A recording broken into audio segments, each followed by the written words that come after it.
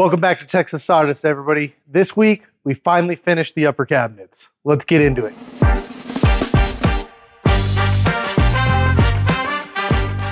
First thing I do when I'm getting ready to spray finish is get all my old pieces and get rid of the dust off of them. They've been sitting in the shop while I've been working on all the other parts of this project, and some of them have collected rather a large amount of dust on them.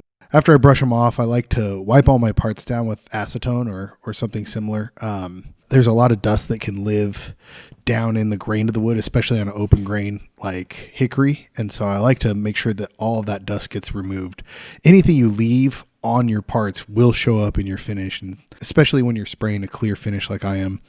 You can see here on the rag that I have, that is all the dust I've collected just in 2 or 3 doors. After I got everything kind of cleared off, I got my bottom pieces for all my cabinets. The way I've designed these is they're actually going to glue in on the bottom. I didn't want to see any pocket screws on the bottom of my cabinets, so they're designed to pocket screw in from above and glue in from the bottom. That way they'll be nice and strong, have a good bond, but in order for that to work properly, I needed to make sure to tape them off so that the finish would not get down in those grooves. Otherwise, you won't get a good bond with the wood glue. When spraying conversion varnish, first thing you want to do is make sure you get a good mask on before you open anything up. The fumes that come off this stuff are pretty intense. However, with a good mask, it's not a big deal. It's really important you get everything nice and mixed up, because as you mix it up, you're going to pick up and mix in any of the solids that are contained within the finish. That's what gives it a matte appearance or a satin appearance. And you're going to want to make sure that those are nice and evenly mixed in. What I'm mixing in here is the activator. That's what actually activates the conversion varnish and turns it hard. Without the activator, if you spray this on, it will never harden and it will remain sticky forever. And the ratio here is about 1 ounce to every 4 cups. Once I got everything finished, I strain it through a filter to help remove any solids or anything that is contained within the finish itself, and get ready to spray. When spraying finish, the easiest way to do it is doing it while all the pieces are flat. That's why I left everything disassembled, and my plan is to spray everything in a flat state. It will help eliminate the risk of runs, and it will help ensure that I get a nice even coat on everything.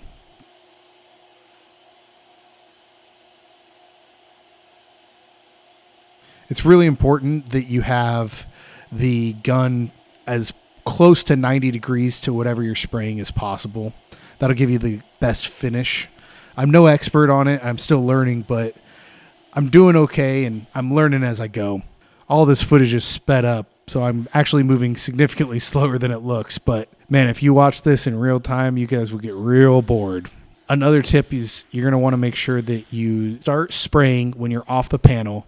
Come onto the panel, go all the way across it, and then make sure you get off the panel again before you stop spraying. That will help eliminate any bursts or heavy areas that you get if you started spraying above the panel. One of the best parts about conversion varnish is everything dries extremely quickly. You can be ready to sand your finish within 20-30 minutes after spraying. It's really important that you sand in between every coat. You'll be surprised how rough your first coat is, and after you sand down, all that roughness will disappear. I usually tend to think of my very first coat as just a flattening coat, a nice coat to get things started, and my goal here is just to seal the wood so that the next coat can lie nice and flat. I'm using 320 grit sandpaper here, and I've got the sander turned down as low as possible. You're going to want to make sure that you move quickly. You don't want to completely remove the finish and sand back down to the wood. You just want to remove what's rough and get a nice, even finish. You'll be able to feel any rough spots. Make sure to use your hands. You would be surprised how little of a variation your finger can feel. So that's a good way to measure how things are going and how your finish is going to turn out. Here, I forgot to route out the channels for my under cabinet lighting, so I made sure to get that done before I had all the finish sprayed, just in case something happened. Luckily, everything went fairly smoothly. Did a stop cut, dropped it on there, and then ran it all the way across and finished up, just shy of going all the way through. I had drawn marks on my fence so I would know where to start and stop the panel. After I had everything routed, it left a rounded edge, and so I just got a nice block just so I could keep things nice and straight with the chisel, and I squared off those edges. Next, I had to drill a hole in the back so that I get the wires to where the under cabinet lighting could be, and then from above, I routed out just a little bit so that the wires had a place to enter from above. There will be the back panel vertically right there. The back of the cabinet is going to be up against the wall, and there's a 3/4 inch inset, and that's what I routed out so that I can go down in that 3/4 inch space and into where the under cabinet lighting is. At this point, it was time to move on to putting the next coat on. With this hickory, it has such a large open grain in some areas that I ended up using some acetone to quickly wipe down everything to try and remove everything. And even in some places that wasn't enough, compressed air was a really good addition to that. It's really important that you get all that dust removed. Anything you leave on there will show up in your next coat of finish. I used acetone to wipe everything down quickly and try to remove as much dust as possible. That's the name of the game, is eliminating dust. At this point, it's just rinse and repeat, put a second coat on, and then I like to put a third coat on as well. Once I had the finish on all the cabinet pieces, I got ready for the assembly. First thing I did was run the sander along the bottom to remove any finish that had built up there. Next, I took the drill and added some pilot holes where I'm going to screw into the side of the cabinet into the shelves. If you use the dados, you can nail the center of all those dados. Then when you flip the part over, you can countersink your screws from the other side. And that way there's no measuring and it's really easy. At that point, it's time to get ready to assemble everything, start putting it together.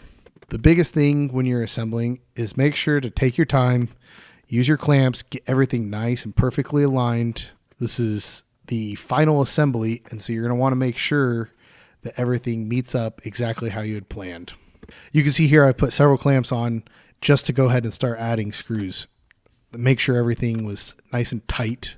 You want to eliminate any gaps, then you can start adding all the screws. I did the bottom, then moved to doing the top, eventually adding some screws to the back as well.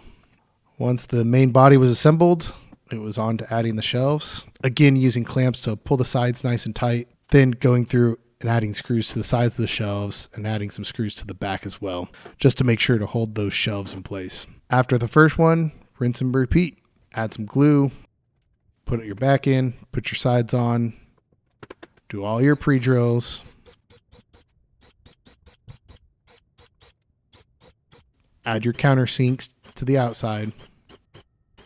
Get everything assembled and add your shelves. The largest one was the hardest, of course. As everything gets larger, it gets more difficult to handle. This one went together fairly well considering its size and the fact that there was a divider.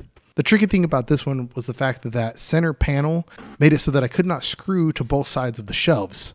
This is where I started epoxying in one side. So get the shelf in, add a little bit of epoxy.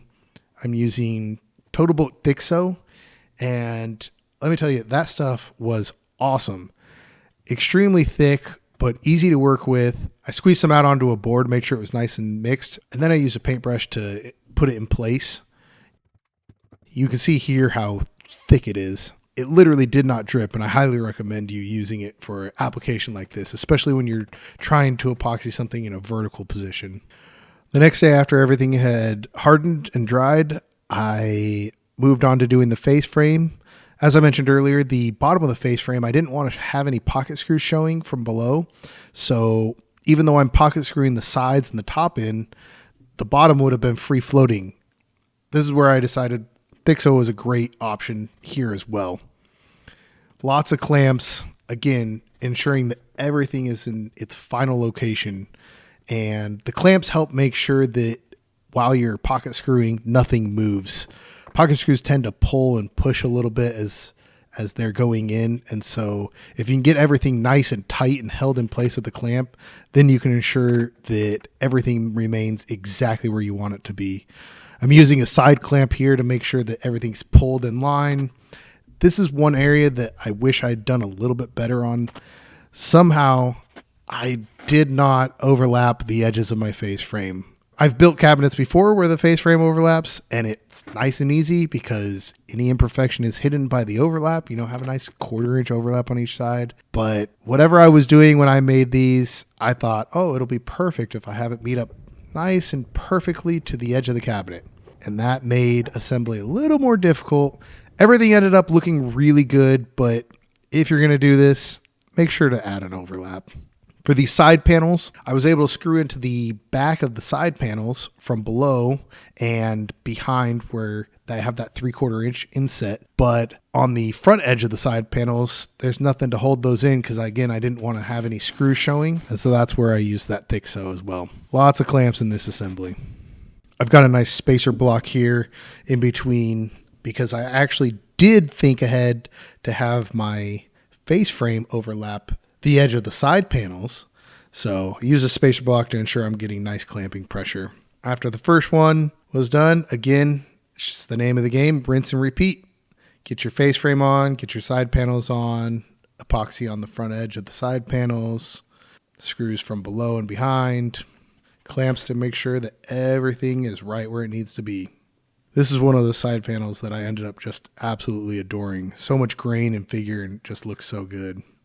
Awesome thing about this thick sew is that when you're done with it, you can put the cap back on because it's separated 2-part epoxy and save it for later. Now, when I built this house, I was in a bit of a hurry, doing everything I could to get moved in as fast as possible. And there was a few things that I just didn't think of while I was building. One of those being cabinet blocking. I thought, oh, I've got plenty of studs. I'll just screw into the studs. Well, that's true for the rest of the upper cabinets, but for this one section of upper cabinets, because I've got 2x6 walls, where this cabinet's going to be means that it'll only land on a single stud, and that just wasn't going to be enough. So I actually had to cut the wall open that I just finished building and add some blocking in there to ensure that I get a nice, strong mounting location for the cabinet. Once I had the piece of drywall off, I made sure to mark the orientation that it needed to be put back in just to make things easy. I added probably a bit of an excessive amount of pocket screws, but I didn't want these cabinets coming off the wall, so a few extra screws never hurt anybody. One additional thing that I completely forgot to do is I added wiring for under cabinet lighting for the rest of the upper cabinets. But again, this section, I just wasn't thinking and I did not add wiring. So once I had that wiring put in, then I was able to put the drywall back in place and finish patching it up. The final step before installing the cabinets was to add the French cleats to the back of them.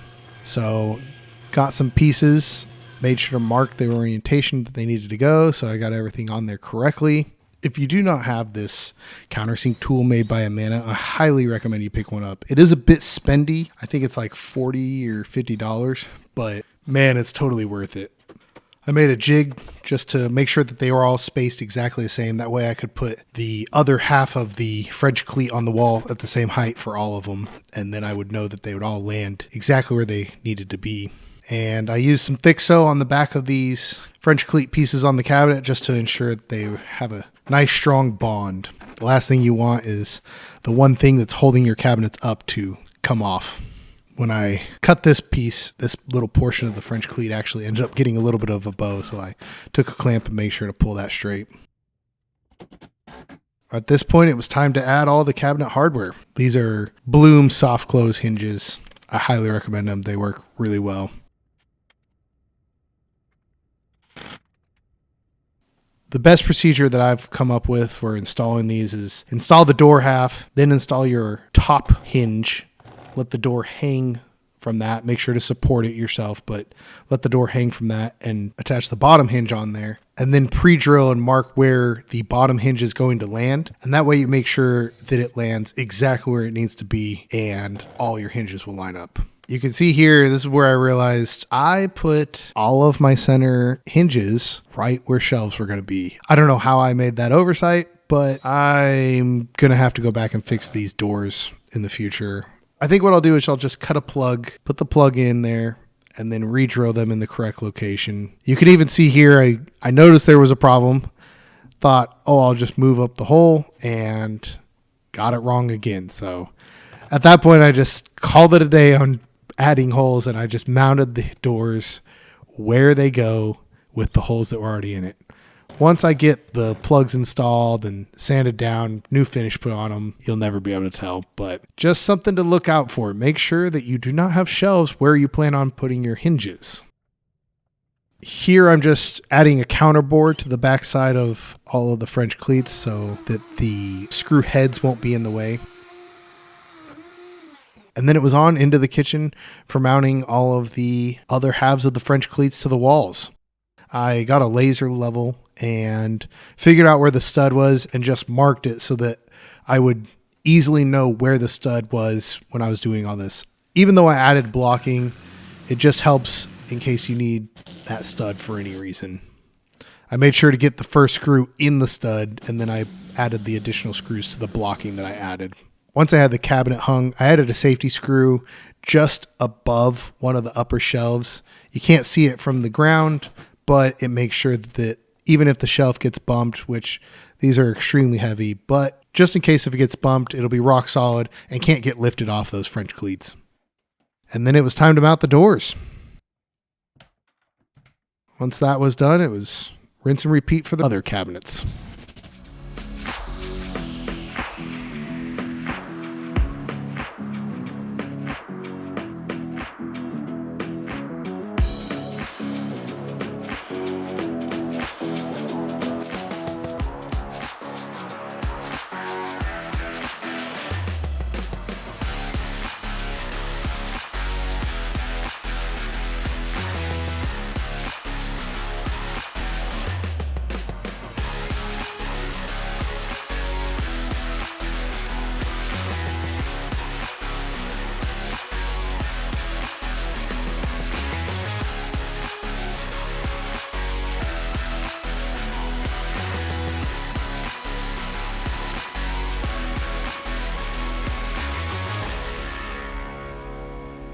At this point, we've got the upper cabinets installed. My wife has already moved into them. She is enjoying them, as am I. I hope you've really enjoyed this series on building upper cabinets. One thing that I still have left is to install the appliance garage. I have not ordered the hardware for that yet. Here's the door for it.